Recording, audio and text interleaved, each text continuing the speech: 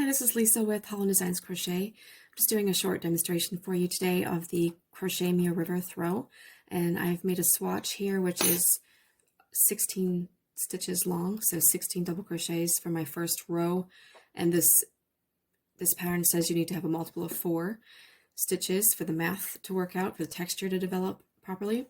So I just did 16 stitches on my first row, and row 2 I did the chain 2 to begin, a chain 2 turn, and then I did a double crochet followed by 2 front post double crochets.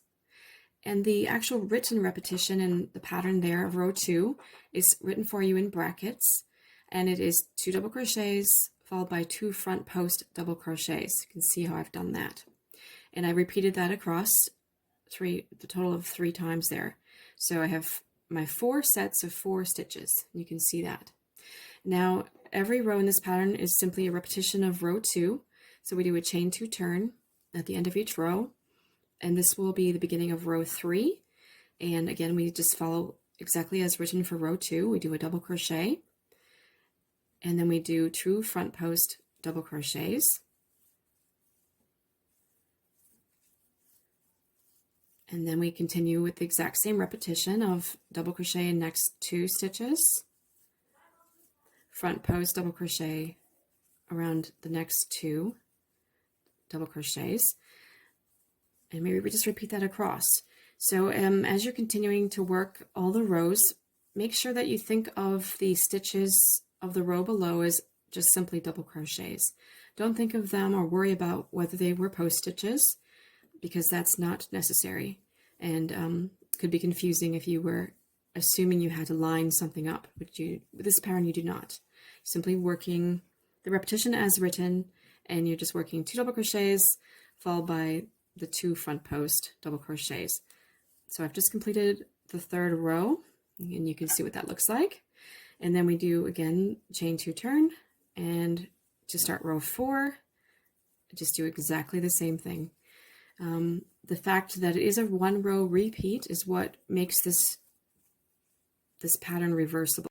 Okay, this is what the swatch looks like. You can see the beautiful waffle texture is developed. Let's see, how many rows did I work? Maybe 1, 2, 3, 4, 5, 6, 7.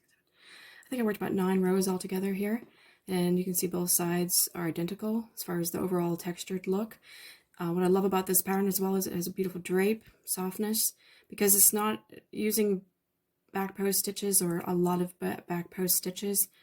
It doesn't become as heavy, it doesn't use as much yarn as a typical waffle stitch might, and again it is reversible, which is beautiful. And the great thing about this pattern too is you can make it to any dimension, so you could use yarn and hook of choice, use it to make a scarf, use it to make a dishcloth, something like that, and of course a full-size blanket. So hopefully this demonstration has been helpful for you.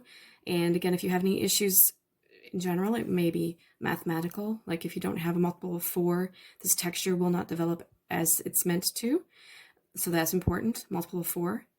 And again, if maybe just you're judging the results too quickly at like row 2 or 3 and like not seeing the texture, because it does take a while for you to actually see how it works. It takes several rows for it to develop. You just need to just trust the pattern and just follow it and do as it says to get this result. If you obviously do something different and start using back post stitches, you're just creating your own pattern basically, which could be lovely as well. So, but this is what the intended written pattern is meant to do. Thank you.